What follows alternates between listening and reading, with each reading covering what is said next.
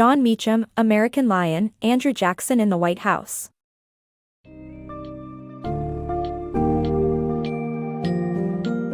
Delve into the world of Andrew Jackson, a complex and transformative figure in American history whose legacy continues to influence the presidency and the country, even today. In this summary of American Lion, Andrew Jackson in the White House, by Jon Meacham, you'll explore the critical moments, triumphs, and tragedies of Jackson's life from his humble beginnings to his rise to political fame. Witness his unwavering loyalty, fearless battles against the Bank of the United States, adamant stance on nullification, and, unfortunately, his failure to recognize the innate rights of Native Americans and slaves. In a story that encapsulates loyalty, states' rights, and the people's advocate, Jackson's life offers valuable lessons and insights into the making of a great American leader.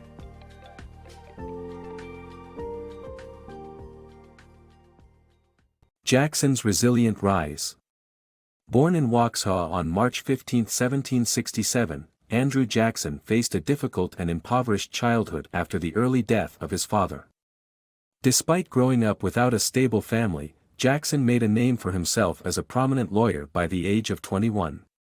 A brief encounter in law practice led him to the frontier of the Tennessee Territories, where he met his future wife, Rachel Donaldson. However, their rushed marriage would later bring more challenges for the resilient couple.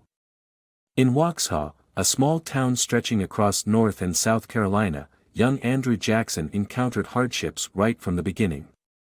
He was forced to contend with the loss of his entire family before he turned 15. Jackson's older brother Hugh died in battle, while he and his brother, Robert, were captured by the British during the American Revolutionary War. Robert eventually succumbed to an infection. Their mother, away in Charleston caring for sick nephews, also fell ill and passed away. Despite the turmoil early in his life, Jackson found his calling as a lawyer at 21, gaining his law license in 1787 and capturing attention with his charismatic, albeit rowdy, persona. His adventurousness was evident even in the courtroom, once challenging opposing counsel to a duel during his first case. While practicing law in the Tennessee Territories, Jackson's life took another major turn as he befriended the well-established Donaldson family. Their daughter, Rachel Donaldson, struggled with an abusive marriage, and Jackson became her protector. Rachel eventually filed for divorce and, before it was finalized, she and Jackson married in early 1791. Although their love story was romantic, the decision to marry prior to the divorce's completion would haunt the couple later in life. Undoubtedly, Andrew Jackson, an exemplar of resilience, forged a remarkable journey from a grief-stricken childhood to a formidable career and tumultuous marriage. Defending honor, dueling dangers. Jackson and Rachel remarried in 1794 after the complications of her divorce were resolved. Jackson's unwavering love for Rachel persisted, and he often resorted to fierce means to protect her reputation, even to the point of violence. His loyalty extended to not just his wife, but also his close friends. One such incident occurred in 1803, when Tennessee Governor John Sevier criticized Jackson's relationship with Rachel, leading to a shootout in the streets. 3 years later, Charles Dickinson's rude comment about Rachel provoked Jackson into a duel, during which he calmly killed Dickinson despite being shot in the chest. Aside from these episodes, Jackson also endured gunshot wounds during a street fight with the Benton brothers. His wild adventures and staunch loyalty undeniably solidified his status as an American folk hero. Moreover, as a prominent figure in the War of 1812, Jackson led an outnumbered army of 5,000 men to victory against the British at the Battle of New Orleans. His controversial tactics, like imposing martial law to gain full control over the city, ultimately paid off with a triumphant outcome. Only 13 of Jackson's soldiers perished, and a mere 39 sustained injuries. Jackson's courage and dedication in both his personal life and wartime career won him admiration and manifold narratives of his legendary feats. Jackson's rise amid tragedy. Following his victories in New Orleans and the bloody battles in Florida, Jackson's military triumphs garnered him national political attention. Despite a tragic start to his political career, marked by personal loss and scandal, Jackson went on to become President of the United States. In the wake of his success in New Orleans, Jackson's military expertise was summoned to conquer the Seminole Indians and the Spanish, who controlled the crucial Florida peninsula. Although these battles were brutal, he ultimately seized Florida, inadvertently propelling himself to the political forefront. Jackson's military accomplishments would later set the stage for his presidency, but not without significant heartache. After losing his first presidential bid to John Quincy Adams in 1824, Jackson again campaigned in 1828. This time, he emerged victorious despite malicious rumors about his marriage to Rachel, who ultimately suffered a fatal heart attack as a result. Devastated but supported by Rachel's family, Jackson pressed onward. Jackson's presidency was plagued by further controversy when his close friend, John Eaton, was named Secretary of War. Eaton married Margaret O'Neill in 1829, shortly after her husband's suspicious death. Gossip circulated about Margaret's supposed infidelity and her relationship with Eaton prior to their marriage. These rumors provided ample fodder for Jackson's political opponents throughout his first term in office. Through resilience and determination, Jackson overcame personal adversity and scandal to secure his place as a pivotal figure in American history, shaping the nation's trajectory while confronting his own tribulations. Jackson's fight for unity. Entering the White House in 1829 with ambitious plans, President Andrew Jackson found himself in a nation fraught with rising tensions over states' rights. South Carolina, along with influential politicians like Henry Clay and John C. Calhoun, wanted the right to nullify congressional laws they considered unfair, such as the Cotton Tariff of 1828. Jackson, viewing himself as a champion of the people, opposed nullification as it went against the idea of a unified nation and the Constitution's principles. He argued the Founding Fathers had created effective ways to dispute laws and prevent unconstitutional acts. Nonetheless, the nullification issue persisted throughout Jackson's presidency, challenging his vision for a united nation. Jackson's firm views on infrastructure and Native Americans. Jackson took office during an ongoing conflict over states' rights. One significant issue involved funding infrastructure projects, such as roads and canals. He believed states should fund their own projects and the federal government should pay for interstate ones. This position was put to the test when he vetoed a congressional bill to build a 60-mile road in Maysville, Kentucky, which led to a shift in power dynamics between Congress and the president. Additionally, Jackson remained resolute on the relocation of Native American tribes to the west of the Mississippi River, a decision he believed was in their best interest. As Jackson took office, tensions over states' rights and the nation's westward expansion created challenges surrounding the funding of infrastructure projects. His stance was that states should be responsible for their own construction expenses, while the federal government should handle interstate developments. This position was tested when Congress passed a bill to fund a road in Maysville, Kentucky. Much to their surprise, Jackson vetoed the legislation, marking a change in the balance of political power. Known as the Maysville veto, it demonstrated that the president, not Congress, held the ultimate power in American politics. Jackson's unwavering stances extended to the treatment of Native Americans. As the country continued expanding, treaties with indigenous tribes shifted. Jackson firmly believed in relocating tribes to the west of the Mississippi River. He considered the coexistence of Native American sovereign lands within American states unsustainable and argued that removing indigenous peoples from their lands was in their best interest. Unsettlingly, he may have genuinely believed in the misguided notion that this course of action would benefit Native Americans. Overall, Jackson's tenacious views on infrastructure funding and the relocation of Native Americans significantly shaped his presidency and the nation's politics. The presidential power struggle. Andrew Jackson revolutionized the role of the American president by defying corruption and exercising his veto power. However, this newfound power distressed politicians used to Congress being the key player in Washington. Jackson's loyalty to scandal-ridden Secretary of War John Eaton and his wife Margaret caused further division, even among his own cabinet and advisors. Those opposing Jackson sought an opportunity to limit his power by fanning the flames of scandal and aiming to replace Eaton with someone more amenable to their cause. This growing rift led to the banishment of Andrew Donaldson and his wife from the White House due to their mistreatment of the Eatons, further demonstrating the impact of the power struggle on both personal and political relationships. Van Buren's cabinet reinvention. In 1830, President Andrew Jackson found himself struggling with a divided administration, caught in the midst of a feud he couldn't ignore. It was Martin Van Buren who proposed a pragmatic solution, replacing the entire cabinet. Agreeing to step down, Van Buren and Eaton opened the door for Jackson to dismiss the rest and install a new team by 1832. This reformation allowed Jackson to address the brewing nullification crisis. As tariff reform legislation progressed in Congress, South Carolina's governor secretly prepared a militia against potential conflicts.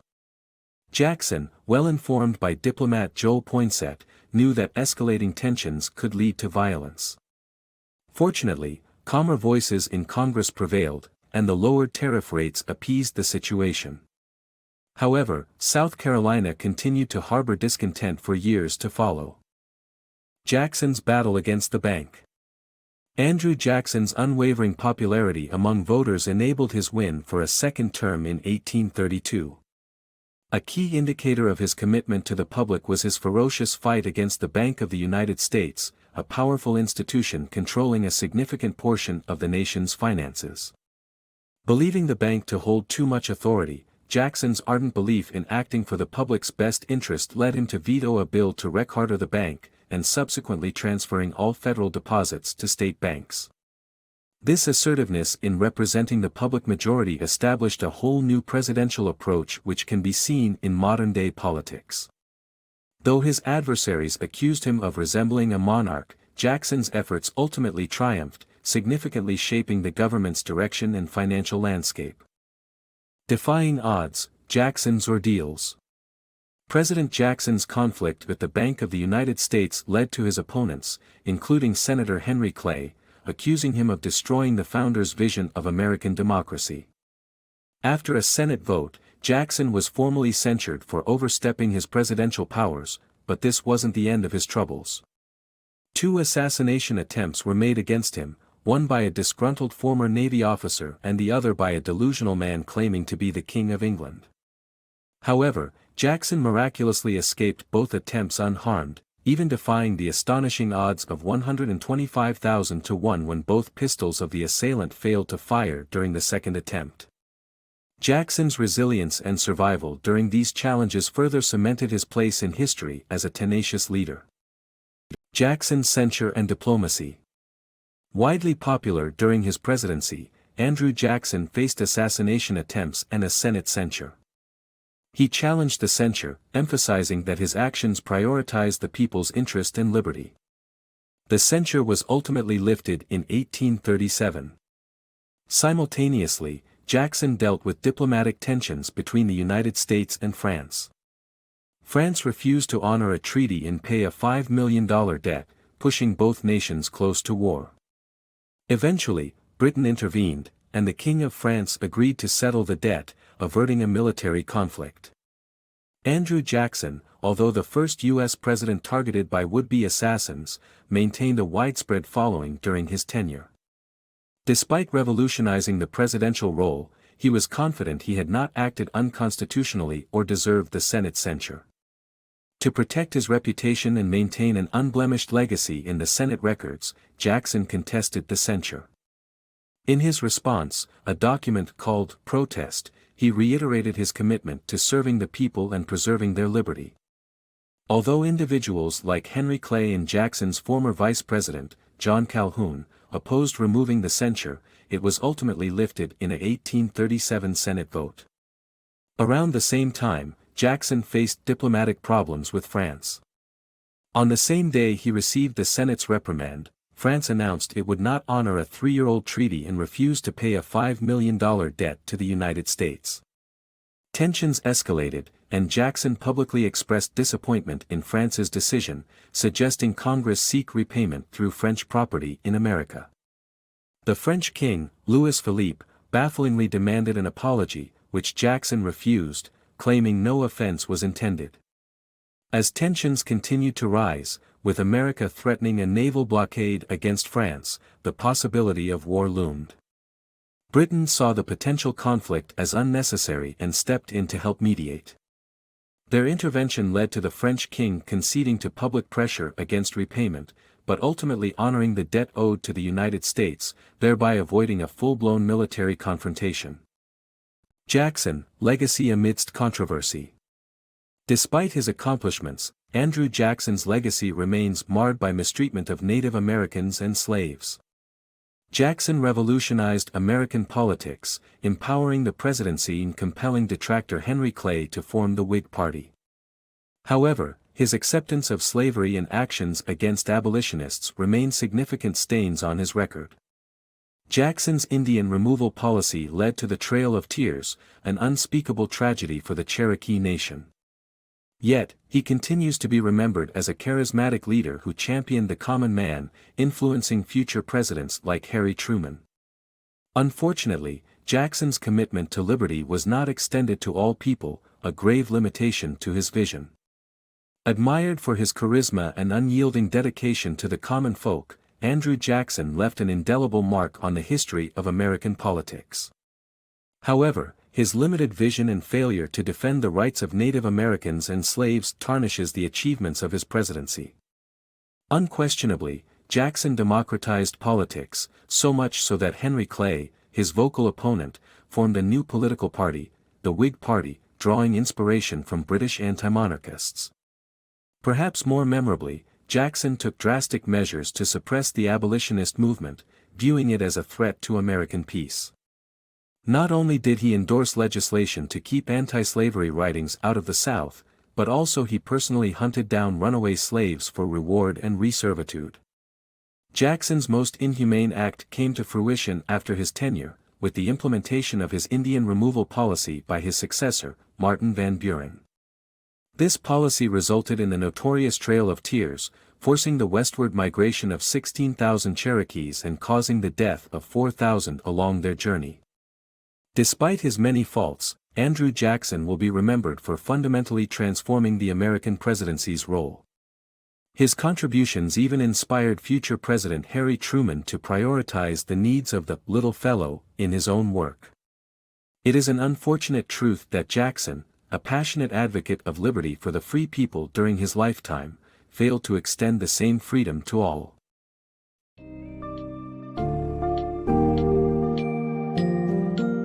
Through the tumultuous journey of Andrew Jackson in the White House, we are left with a mixed legacy defined by loyalty, courage, and a commitment to representing the common man against powerful special interests.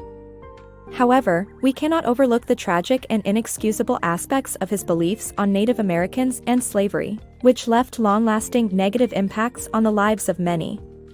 Despite these flaws, we've learned vital lessons from Jackson's tale, witnessing a transformation from his humble beginnings to a transformative political presence and an American hero. While some of his controversial policies still echo today, his unyielding spirit and dedication to the people remain an inspiration for future generations.